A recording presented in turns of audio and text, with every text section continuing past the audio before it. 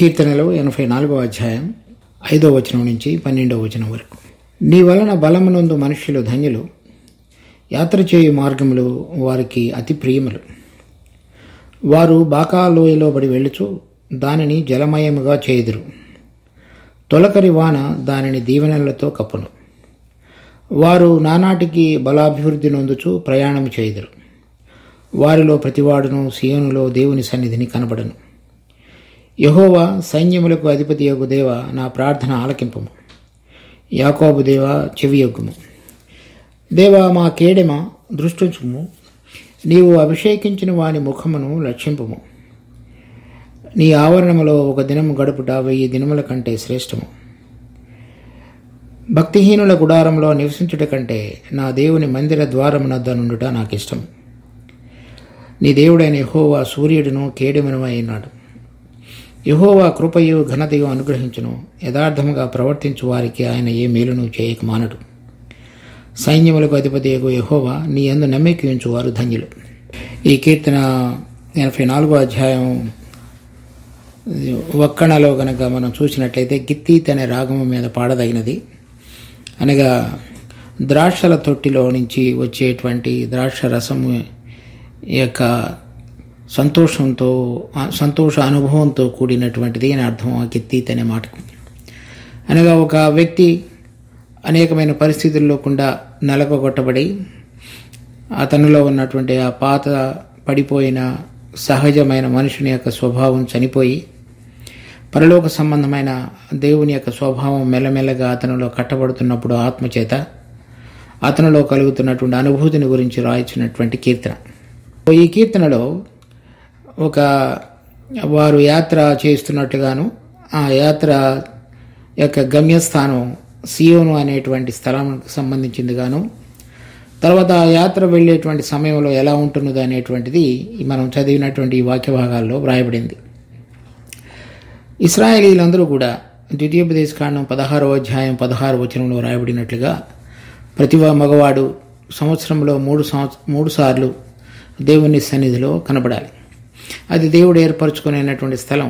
కీర్తనలో 132వ అధ్యాయంలో మనం చదువుతున్నాం, సియోనును ఆయన ఏర్పరచుకునేనాడు, ఇది నేను కోరుకునే స్థలము, ఇది నేను నివసించే స్థలం అని చెప్తున్నాడు. కనుక వీళ్ళందరూ కూడా ఇశ్రాయేలీలందరూ ఎక్కడ చెదిరి ఉన్నప్పటికీ వారు మొదటిసారిగా ఈ పులియని రొట్టెల పండుగ, తర్వాత పెంతెకోస్తు, దాని తర్వాత 3వదిగా పర్ణశాలల పండుగ సమయాలలో వారు ఎక్కడ ఉన్నప్పటికీ సియోను వైపుకు తిరిగి రావాలి. అలా దేవుని సన్నిధిలో వారిని కనబడాలనేటువంటిది పాత నిబంధనలో వారికి ఇవ్వబడినటువంటి దేవుని యొక్క ఆజ్ఞ. సో ఇక్కడ ఈ 2 రాజ్యాలు విడిపోయిన తర్వాత ఇశ్రాయేలు దేశంలో ఉన్నటువంటి 10 గోత్రాలు, అతడు యెరోబాము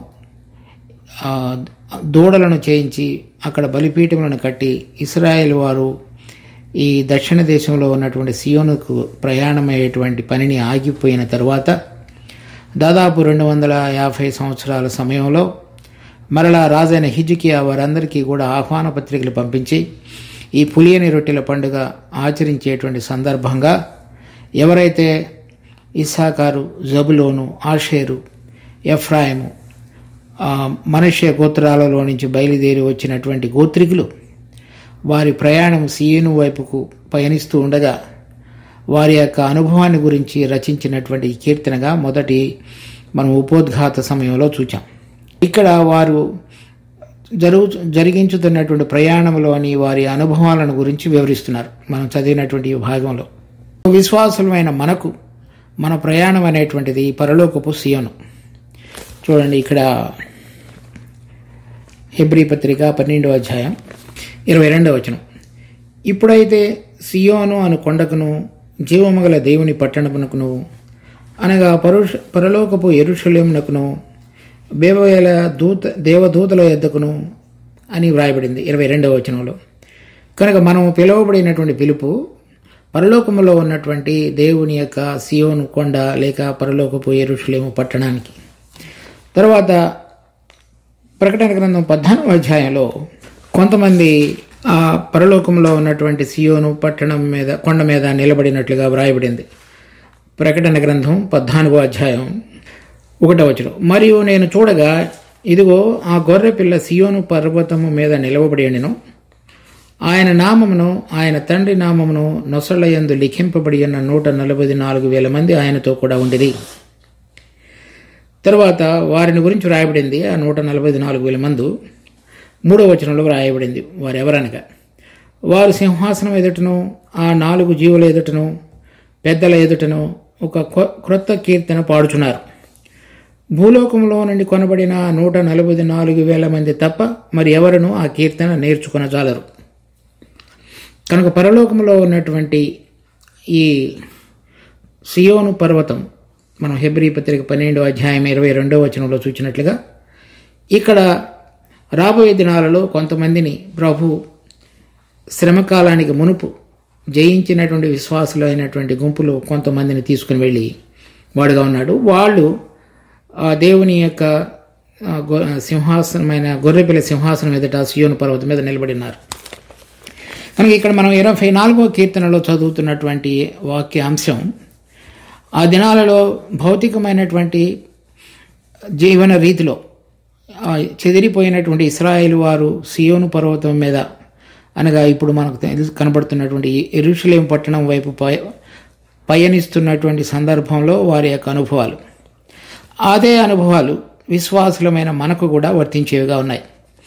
మన చివరి గమ్యస్థానం దేవుని ఎదుట పరలోకంలో ఉన్నటువంటి యెరూషలేము, ఇక యెరూషలేములో ఉన్నటువంటి ఆ సియోను కొండ మీద దేవుని సింహాసనం, ఆయన ఎదుట నిలవబడటం అనేటువంటిది మన గమ్యస్థానంగా విశ్వాసులమైన మనందరం కూడా కలిగి దానివైపు మనం పయనించుతూ ఉండాలి. వీరి కలిగిన అనుభవాలు మనకు కూడా వర్తించేవిగా ఉన్నాయి. వాటిలో ఉన్నటువంటి తేడాను మనం గమనించి చక్కగా ముందు చూద్దాం. ఈ కీర్తనలో రాయబడిన అంశాలు 5వ వచనంలో, నీ వలన బలమునందు మనుషులు ధన్యులు, యాత్ర చేయు మార్గములు వారికి అతి ప్రియములు. కనుక ఇక్కడ మనం ఈ లోకంలో జన్మించిన తరువాత దేవుడు తన కాలం యొక్క ఆయన యొక్క ఏర్పాటులో మనల్ని పిలిచిన తరువాత మన మనోనేత్రాలు వెలిగించబడి మన ప్రభువుతోటి ఆత్మలో సంబంధంలోనికి వచ్చిన పిదప మనం జీవిత గమ్యం అనేటువంటిది పరలోక సంబంధమైనటువంటిదిగా ఉండాలి. వారికి ఎటువంటి విధంగా ఉన్నదో అదే మనకి పరలోక సంబంధమైనది. వారు కనాను దేశానికి, భౌతికమైనటువంటి ఈ లోక సంబంధమైనటువంటి దేశానికి పిలువబడ్డారు. మనలను పిలువబడినటువంటి పిలుపు పరలోక సంబంధమైనది.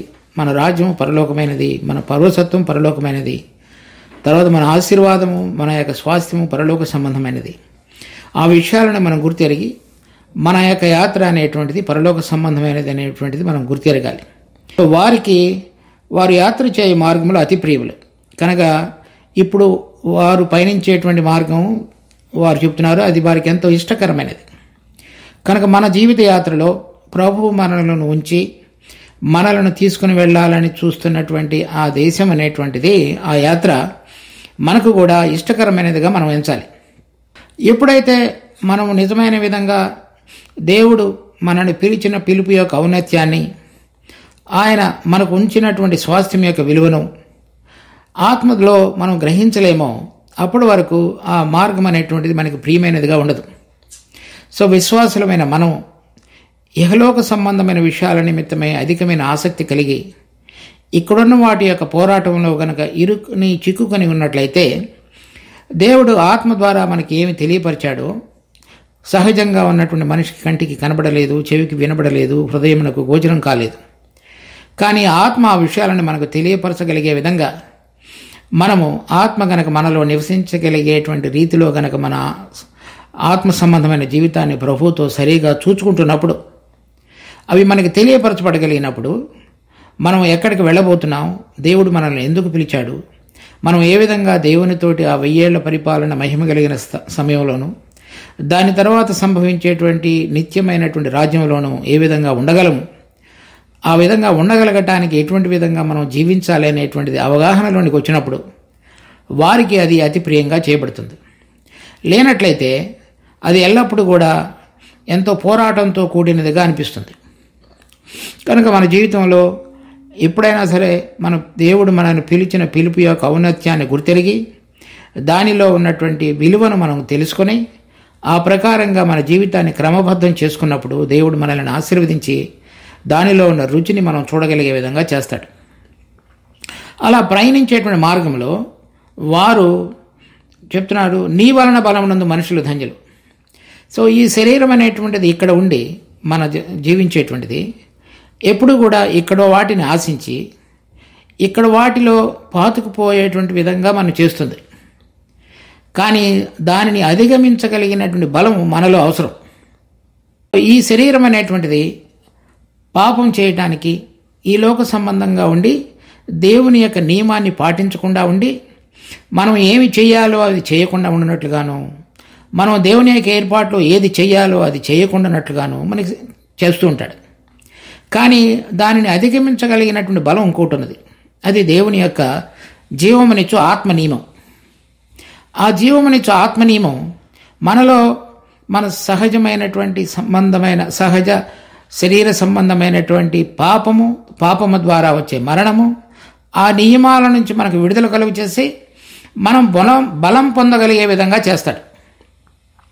దానిని మనం గుర్తిరగాలి. కనుక ఒక మనిషి ఆ పరలోక సంబంధమైనటువంటి విషయాల నిమిత్తమై ఆశ కలిగి మన సొంత ప్రాణం ద్వారా చేసేటువంటి ప్రతి ప్రయత్నంలో కూడా మనం ఓడిపోవడం అనేది జరుగుతుంది. అదే ప్రయత్నం పౌలు రోమాపత్రిక 7వ అధ్యాయంలో చెప్తాడు. కనుక మన ప్రయత్నాలన్నీ కూడా ఆత్మ సంబంధమైనవిగా ఉండి ఆయన ద్వారా బలం పొంది ఆయన ద్వారా నడిపించబడేటువంటిది దినదినాభ్యాసంగా చేసుకోవాలి. అందుకని రోమాపత్రిక 8వ అధ్యాయంలో మృతులలో నుంచి ఏ ఆత్మ ప్రభు యేసుక్రీస్తును లేపినో ఆ ఆత్మ మీలో నివసించిన ఎడల మరణకరమైన మీ శరీరములను కూడా తన జీవంపు శక్తి ద్వారా జీవింపు చేయను.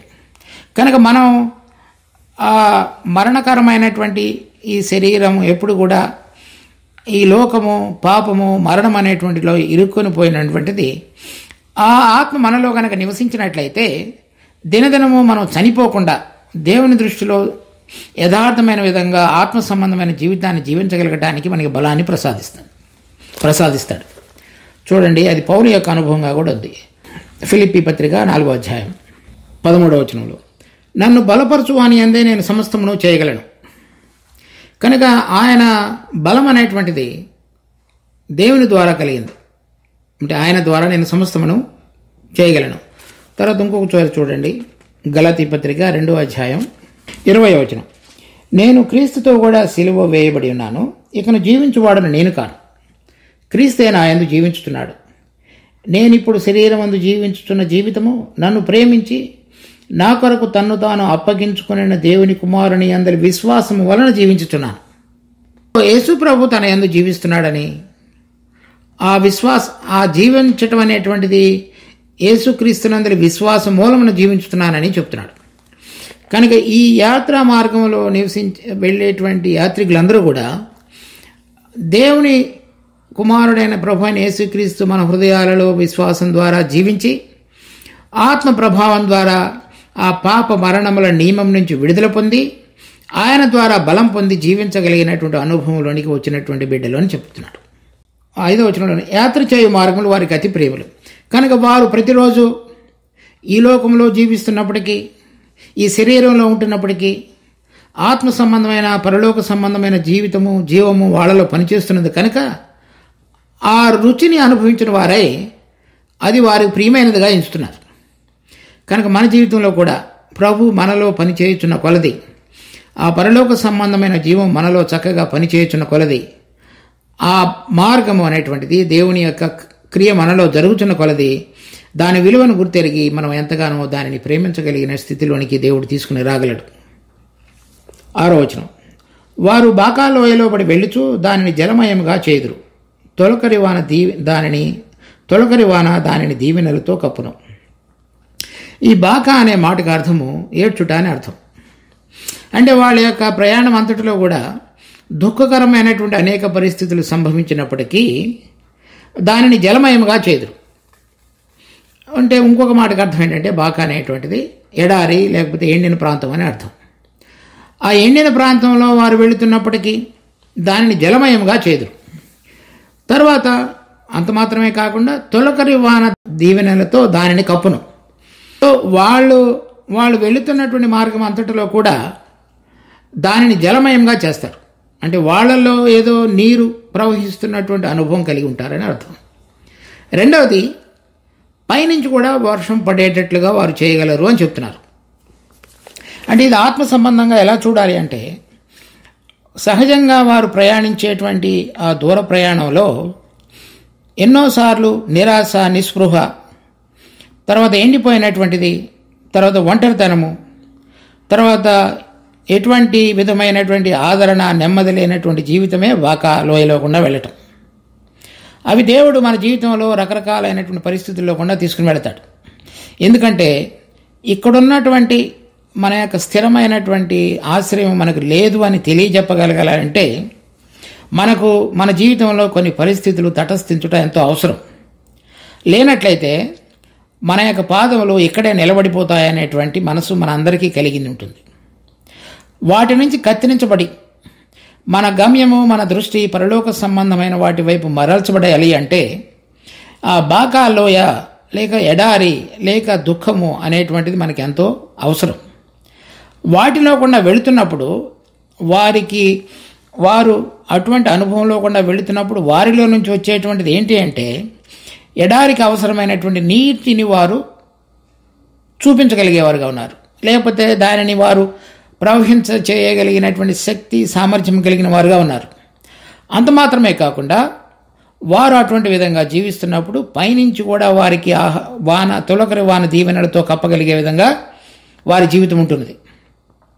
అంటే ఇది ఆత్మ సంబంధంగా ఎలా చూడాలి అంటే, మనం జీవించేటువంటి ప్రయాణ మార్గంలో రకరకాలైన పరిస్థితుల్లో కూడా మనం వెళుతున్నప్పుడు మనలో ఉన్నటువంటి ఆత్మ ద్వారా జీవజల నదులు పారగలిగేటువంటి అనుభవంలోనికి దేవుడు మనల్ని తీసుకుని వస్తాడు. ఆ జీవజల నదులు పారటం ద్వారా మనము ఆశీర్వదించబడి మన దప్పిక తీర్చబడటం మాత్రమే కాకుండా మనము అనేక మందికి నీటిని ఇవ్వగలిగినటువంటి స్థితిలో, లేక మన జీవితం ద్వారా అనేక మందికి ఆశీర్వాదాన్ని, ప్రభు యొక్క జీవాన్ని మనం ప్రకటించగలిగినటువంటి స్థాయిలో దేవుడు వాళ్ళని నిలుపుతాడని అర్థం. అంత మాత్రమే కాకుండా వాళ్ళకు అవసరమైనటువంటి ఆత్మ సంబంధమైనటువంటి నింపుదలను పరలోకం నుంచి వారి ఆ సమయ సందర్భాలకు అనుసారంగా వారి హృదయాలలో ఆ ఆత్మను మరలా కుమ్మరించి నింపేవాడుగా కూడా ఉంటాడు. అటువంటి అనుభవంలో కూడా వారు ప్రయాణించేవారుగా ఉన్నారని చెప్పబడుతుంది. చూడండి, ఉదాహరణకి 2 కొరింథీ 4వ అధ్యాయం 7వ వచనం నుంచి 12వ వచనం వరకు చదువుతున్నాను. అయినను ఆ బలాధిక్యము మా మూలమైనది కాక, అంటే ఎవరి ద్వారా నేను బలాన్ని పొందుతున్నాడో ఆ బలాధిక్యము మా మూలమైనది కాక, దేవుని దయుడునట్లు మంటి ఘటములలో ఈ ఐశ్వర్యం మాకు కలదు. అది ఎలాగా? ఎటుపోయినను శ్రమపడుచున్నను ఇరికింపబడివారము కాము. బాకాలో యొక్క అనుభవం. అపాయములో ఉన్నను కేవలం ఉపాయం లేని వారం కాము. తరమబడుచున్నను దిక్కులేని వారం కాము. పడద్రోయబడినను నశించుచున్న వారం కాము. చూడండి, బాకా అనగా శ్రమపడుట, తర్వాత అపాయము, తరమబడుట, పడద్రోయబడుట. వాటన్నిటిలో కూడా ఇరికింపబడలేదు, ఉపాయం లేకుండా లేదు, దిక్కులేని వారం కాము, నశించలేదు. అంటే దేవుని ద్వారా బలాన్ని లేక బలాధిక్యాన్ని పొందగలిగి ఉన్నారని చెప్తున్నాడు. ఆయనను ఈ బలాధిక్యం మామూలమైనది కాక, అంటే దేవునిదయండి. ఇప్పుడు 10వ వచనంలో, యేసు యొక్క జీవము మా శరీరమందు ప్రత్యక్షపరచబడుటకై యేసు యొక్క మరణ అనుభవమును మా శరీరమందు ఎల్లప్పుడూ వహించుకుని పోవచ్చున్నాము. బాగాలో ఎలోకుండా వెళుచు వాళ్ళ జీవితాల్లో నుంచి బయటికి రాగలిగినటువంటిది ప్రభు అయిన యేసుక్రీస్తు యొక్క జీవం. అది వాళ్ళు దానిని జలమయంగా చేయటం. సో మనలో కుమ్మరించబడినటువంటి ఆత్మ జల నదులు పారగలిగే విధంగా చేయబడటం ద్వారా మనము అనేక మందికి జీవాన్ని చూపించగలిగేటువంటి విధంగా పరలోక సంబంధమైనది, నూతనమైనది, దేవునిది అనేటువంటిది ఈ మంటిగట్టాలలో వహించుకొని మేము నడుచుచున్నామని చెప్తున్నాడు. దాని తర్వాత 11వ వచనంలో, ఏలయనగా యేసు యొక్క జీవము మా మత్స్య శరీరమందు ప్రత్యక్షపరచబడినట్లు సజీవులమైన మేము ఎల్లప్పుడూ యేసు నిమిత్తము మరణమునకు అప్పగింపబడుచున్నాము. సో మనం ఆ బాకాలో లేకుండా వెళ్ళినట అనేటువంటిదే మరణమునకు అప్పగింపబడటం. అప్పుడు యేసు ప్రభు యొక్క జీవం మా జీవితాల్లో కూడా ప్రత్యక్షపరచబడుతుంది.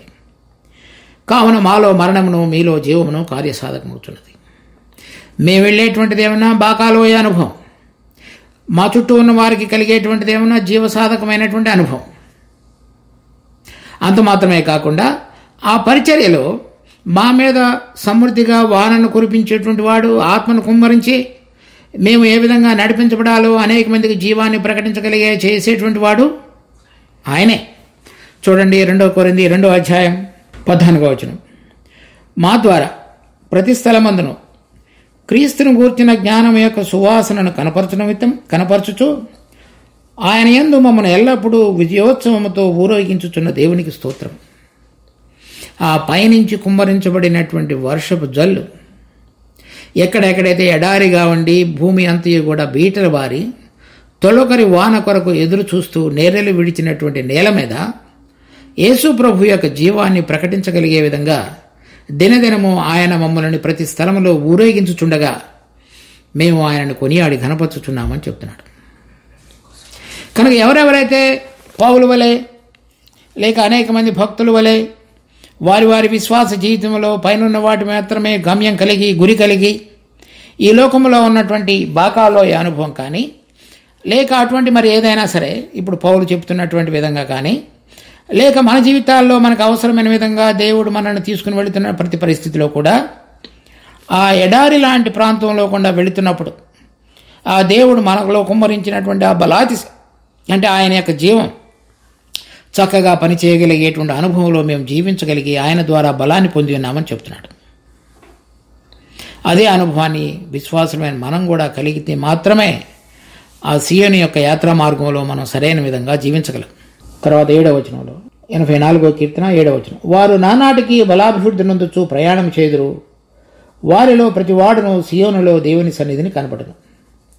వారు నానాటికి బలాభివృద్ధి నొందుచు కనుక ఒక్కసారి ఇటువంటి ఆత్మచేత నడిపించబడి దేవుడి ద్వారా కుమ్మరించబడినటువంటి ఆ బలాతిశయం చేత దినదినము నడిపించబడుతున్నటువంటి జనములు, ఈ గొప్ప భక్తుల యొక్క సమూహము ఎవరైతే ఆ పరలోకపు యాత్రా మార్గములలో తమ్ము తాము సిద్ధపరచుకొని నడుచుచున్నారో ప్రతిరోజు వారు దినదినము దేవుడు వారికి అనుగ్రహించేటువంటి అనుభవం ద్వారా ప్రతిరోజు బలం తర్వాత ఇంకొక బలాన్ని తర్వాత ఎంతకంటే మెరుగైనటువంటి బలాన్ని పొందుచూ వారు యాత్ర జరిగించేవారుగా ఉన్నారు.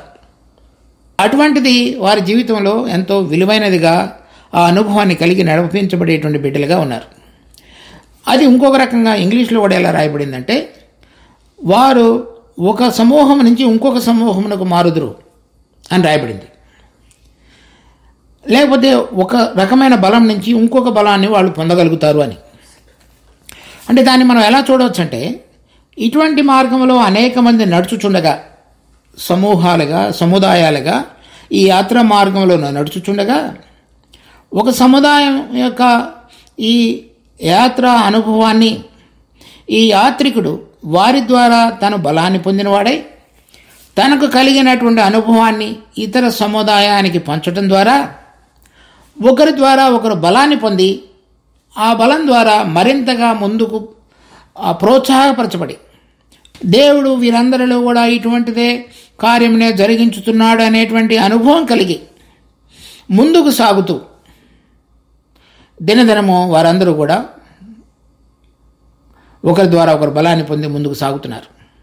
కనుక ఇది సంఘంలో మనం కూడి వచ్చినప్పుడు మనం ఒక్కరు మాత్రమే కాకుండా స్థానికంగా ఎక్కడెక్కడైతే మనందరము కూడి వస్తున్నామో కూడి వచ్చేటువంటి బిడ్డలందరూ కూడా వారి యొక్క గమ్యము గురి అంతయు కూడా పరలోక సంబంధమైన విషయాలలో నింపబడి ఉంటున్నదో ప్రతి ఒక్కరిలో కూడా దేవుడు వారి వారికి కలిగినటువంటి పరిస్థితులను బట్టి లేక వారి స్వభావాలను మార్చడానికి అవసరమైనటువంటి పరిస్థితులు వారు కలుగజేసి ఉండగా వారిలందరిలో కూడా దేవుడు పనిచేస్తున్నటువంటి విధానాన్ని మనం చూచి వారి యొక్క అనుభవం ద్వారా మనం కూడా ప్రోత్సాహపరచబడి మన అనుభవం ద్వారా వేరే వారు కూడా ప్రోత్సాహపరచబడి మనందరం కూడా మన యొక్క బలములో వారి ద్వారా మనము మన ద్వారా వారును బలం పొంది బలాభివృద్ధి నొందుచు ముందుకు సాగేటువంటి వారంగా మనం చేయబడతాం. చూడండి 2 తిమోతి 4:7-8 వచనాలు. నేను ఇప్పుడే పానార్పణముగా పోయబడుచున్నాను, నేను వెడలిపోవు కాలం సమీపమైనది. అనగా నేను దేవుని సన్నిధికి చేరవలసినటువంటి సమయం ఆసన్నమైనది, నేను చేరవలసినటువంటి గమ్యస్థానం సమీపించున్నది. 8వ వచనంలో ఇక మీదట నా కొరకు నీతి కిరీటం ఉంచబడినది, ఆ దినమందు నీతిగల న్యాయాధిపతి అయి ప్రభు అది నాకు మాత్రమే కాకుండా తన ప్రత్యక్షతను అపేక్షించు వారికి అందరికీ అనుగ్రహించును. నేను పయనిస్తున్నాను ఆ మార్గంలో. నా వలె పయనించుతూ ఎవరైతే ప్రభు అయిన యేసుక్రీస్తు యొక్క సింహాసనం ఎదుట నిలబడాలని ఆశ కలిగి ఉన్నాడో వారందరికీ కూడా ఆయన అనుగ్రహిస్తాడు. తర్వాత 17వ వచనం చూడండి. అయితే నా ద్వారా సువార్త సంపూర్ణముగా ప్రకటింపబడే నిమిత్తమును అన్యజనులందరూ దాన్ని విని నిమిత్తమును ప్రభువు నా ప్రక్కన నిలిచి నన్ను బలపరచిన గనుక నేను సింహము నోట నుండి తప్పించబడితిని. ప్రతి దుష్కార్యము నుండి నన్ను తప్పించి తన పరలోక రాజ్యమునకు చేరునట్లు నన్ను రక్షించును. యుగయుగములు ఆయనకు మహిమ కలుగునుగాక. సో ఈ అనుభవాన్ని తనతో పాటు పయనిస్తున్న అనేక మందికి, నాకు మాత్రమే కాకుండా తన ప్రత్యక్షతను అపేక్షించుచున్నటువంటి వారందరికీ కూడా ఆయన దయచేయను.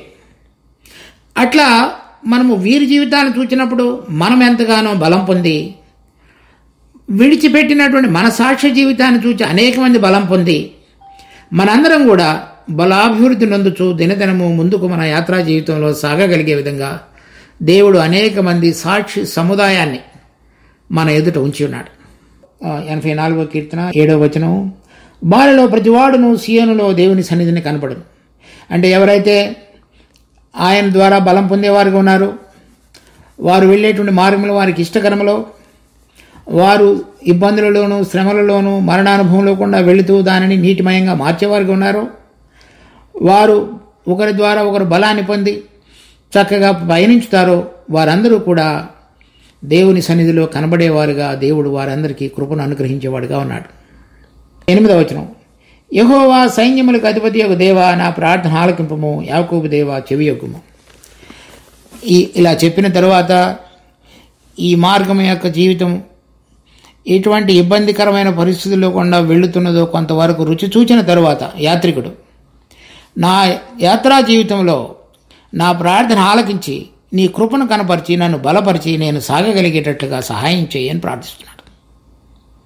కనుక మన జీవితంలో కూడా మనకు కలిగేటువంటి ప్రతి పరిస్థితిలో, మనం వెళ్ళవలసినటువంటి ప్రతి మార్గంలో మన ద్వారా మన శక్తి ద్వారా కాకుండా దేవుడి మనకు అనుగ్రహించినటువంటి ఆత్మను మనం దుఃఖపరచక ఆర్పివేయక ఆయనకు లోబడి ఆయన ద్వారా బలాన్ని పొందుచు ఆయన పునరుద్ధాన జీవం మనలో చక్కగా బనిచేయడం ద్వారా ఈ ఇహలోక సంబంధమైన మాలిన్యం మనకు అంటకుండా మరి పరలోక సంబంధమైన గురి కలిగి జీవించగలుగుటకు ఆ దినాలలో నడిచినటువంటి యాత్రికులకు, తర్వాత నూతన నిబంధనలో మనకు తెలియపరిచినటువంటి అనేక మంది భక్తులకు, తర్వాత మన తరంలో కూడా మన ముందుగా అనేక మంది ఆ విధంగా నడిచి ఉండగా మనం కూడా బలాభివృద్ధి నొందిన వారమై చక్కగా పయనించగలుగుటకు దేవుడు మనందరికీ కూడా కృప అనుగ్రహించునుగాక.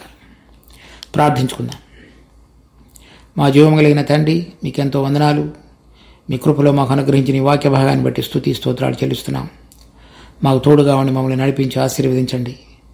మా యొక్క యాత్రా మార్గములు మాకు ప్రియమైనవిగాను, మాకు అనుమతించబడినటువంటి ప్రతి పరిస్థితులన్నిటినీ కూడా ప్రేమించి దానిలో మీ ద్వారా బలాన్ని పొంది మేమందరం కూడా సియోనులో మీ సన్నిధిలో కనబడాలనేటువంటి ఆశతో, ఆ నిరీక్షణతో మా యొక్క పయనాన్ని ముందుకు సాగించుటకు మాకు కృపా బలము అనుగ్రహించు.